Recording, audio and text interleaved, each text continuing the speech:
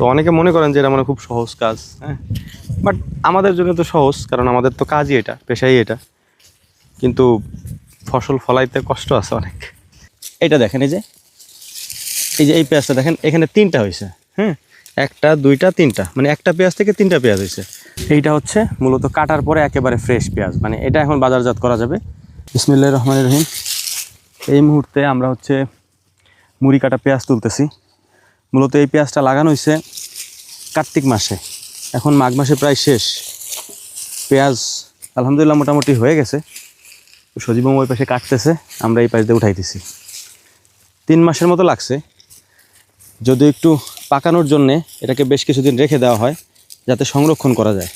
এই সাইজের পেঁয়াজগুলিকে গুটি পেঁয়াজ বলা হয়। ওই যে পাথারের মাঝখানে যে পেঁয়াজগুলি আছে, ওই পেঁয়াজগুলি যখন উঠানো হবে, আমি দেখাবো সেটা আপনাদেরকে। সেখান থেকে এরকম ছোট ছোট যে পেঁয়াজগুলি বের হয়, এর থেকেও ছোট, ওই পেঁয়াজগুলিকে কার্তিক মাসে আর কি আমাদের এদিকে লাগাই দেওয়া হয় হচ্ছে জমিতে। লাগাই দেওয়ার পরে মাঘ মাসের এই শেষের দিকে অথবা মাঝামাঝি থেকে আমরা এটাকে উঠানো শুরু করি। এখন এইটা লাগাইলে কি হয় এটা আমি আপনাদেরকে দেখাই। আমরা পেঁয়াজই লাগাই, ধরেন এরকম ছোটো সাইজের যে পেঁয়াজগুলো থাকে সেগুলো লাগাই দিই। লাগাই দেওয়ার পরে ওই একটা পেঁয়াজ থেকে এরকম 3-4টা পেঁয়াজ হয়। যেমন ধরেন এই যে 2টা হয়েছে, এইটা দেখেন, এই পেঁয়াজটা দেখেন, এখানে 3টা হয়েছে। হ্যাঁ, 1 2 3টা, মানে একটা পেঁয়াজ থেকে 3টা পেঁয়াজ হয়েছে। এই যে একটা দেখেন, এই পেঁয়াজটা দেখেন, যদিও ছোট, বাট ফলন ভালো হইলে আরও ভালো হইতো আলহামদুলিল্লাহ। এখানে কটা হয়েছে? 1 2 3 4 5টা, এটার মধ্যে হয়েছে 5টা। হ্যাঁ, মুড়ি কাটা পেঁয়াজটা হচ্ছে এরকম যে একটা লাগাইলে 4-5টা হয় আর কি।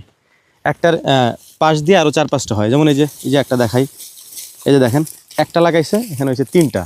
হ্যাঁ, এরকম। এইটাই মূলত হচ্ছে মুড়ি কাটা পেঁয়াজের বৈশিষ্ট্য। এখন যেহেতু আমরা এই মুড়ি কাটা পেঁয়াজটা এখান থেকে তুলে ফেলতেছি, তুলে ফেলার পরে এই জমিটা খালি হয়ে যাবে।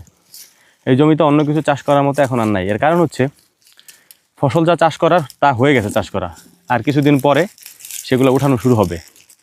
যে কারণে এখন এখানে কি চাষ করা হবে, কারণ জমি তো খালি রাখা যাবে না। সাধারণত আমাদের দিকে জমি খালি থাকে না। এইখানে মূলত এখন সবজি চাষ করা হবে। এখানে মনে হয় লাল শাক বোনাবেন না মামা? লাল শাক বুনে দেওয়া হবে এখানে। আর এরপরে হচ্ছে যে পরবর্তী ফসল হচ্ছে এখানে পাটের পরে আবার হচ্ছে পেঁয়াজ, মানে মুড়ি কাটা পেঁয়াজ, তারপর এরকম কোনো ধরনের শাক অথবা ধনিয়া, এভাবেই চলতে থাকে। কখনো আমাদের এদিকের জমি খিল থাকে না। তো চলেন আমি আপনাদেরকে একটা জিনিস দেখাই এখন, সেটা হচ্ছে যে আমাদের যে অরিজিনাল পেঁয়াজ বা মূল পেঁয়াজ যেখান থেকে এই গুটিটা হয়, সেটা আপনাদেরকে দেখানোর চেষ্টা করি। বস্তার ভিতরে রাখা এই পেঁয়াজগুলো যদি একটু শুকানো বেশি হয় আর কি, হ্যাঁ, কারণ এটাকে আরও অনেক আগে উঠানো যেত। উঠাইলে কি হইতো, ওজন বেশি হইতো। ওজন বেশি হইলে বাজারে এটার মানে দামও একটু ভালো পাওয়া যেত, কাঁচা কাঁচা থাকতো। কিন্তু এক্ষেত্রে গৃহস্থ যে আর কি, সেটাকে সংরক্ষণ করতে পারতো না বেশি দিন পর্যন্ত, চাঙে অথবা বাড়িতে সংরক্ষণ করে রাখা যেত না। যে কারণে এটাকে হচ্ছে কেটে ফেলতে হয় পরে। মানে যদি সংরক্ষণ করতে হয় তাহলে হচ্ছে যে একটু পরে উঠাইতে হয়, আর যদি কেউ সংরক্ষণ না করে সেক্ষেত্রে হচ্ছে যে একটু কাঁচা কাঁচা থাকতে উঠায় ফেলা যায় আর কি। এইটা হচ্ছে মূলত কাটার পরে একেবারে ফ্রেশ পেঁয়াজ, মানে এটা এখন বাজারজাত করা যাবে। কিন্তু এটাকে করার জন্যে আমাদেরকে কয়েকটা প্রসেস অবলম্বন করতে হয়। প্রথমে হচ্ছে যে জমি থেকে এই পেঁয়াজটাকে উঠায় নেওয়া হয়, তারপরে হচ্ছে এটাকে বাড়িতে নেওয়ার পরে এরকম করে কাটা হয় আর কি।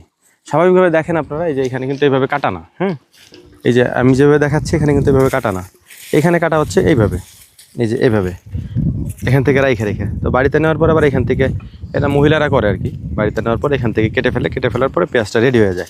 এই যে যেমন এই পেঁয়াজটা, এটা রেডি হয়ে গেছে। তো অনেকে মনে করেন যে এটা মানে খুব সহজ কাজ, হ্যাঁ, বাট আমাদের জন্য তো সহজ, কারণ আমাদের তো কাজই এটা, পেশাই এটা। কিন্তু ফসল ফলাইতে কষ্ট আছে অনেক। যাই হোক আর কি। তো চলেন আমরা আমাদের মূল পেঁয়াজটা দেখাই। এটা তো গুটি, এবার মূল পেঁয়াজটা দেখাই। তো আলহামদুলিল্লাহ এইটা হচ্ছে আমাদের মূল পেঁয়াজ। যে মুড়ি কাটা পেঁয়াজটা আপনাদেরকে তখন দেখালাম, ওইটা কোথা থেকে হয় সেটা দেখানোর জন্য মূলত এই জমিতে আসা। এই হচ্ছে মূল পেঁয়াজ, দেখতে পাচ্ছেন এই যে গোট ছেড়ে দিয়েছে, মানে গোট বলতে এটা হচ্ছে যে আস্তে আস্তে নামতে শুরু করছে পেঁয়াজ।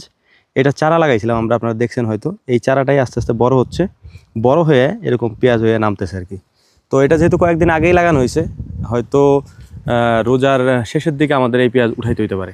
এই যে পাথার দেখতে পাচ্ছেন, এই পাথারে সব হচ্ছে এই পেঁয়াজ। এই পেঁয়াজ যখন আমরা উঠাই তখন যে গুটিগুলা থাকে, ছোট ছোট গুটিগুলা থাকে, মানে এইখানে ধরেন আমি আপনাকে কেমনে বোঝাবো জিনিসটা।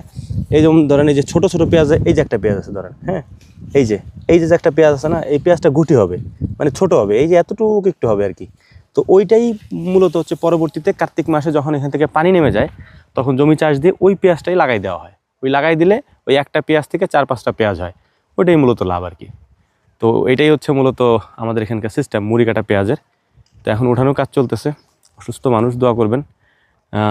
এইগুলো তো দেখতে হয়, আসতে হয়, যতই অসুস্থ থাকি কাজ করতে হয়। টুকটাক কাজ না করলে তো একেবারে সব কিছু বন্ধ হয়ে যাবে। তো এটাই, দোয়া করবেন। আসসালামু আলাইকুম।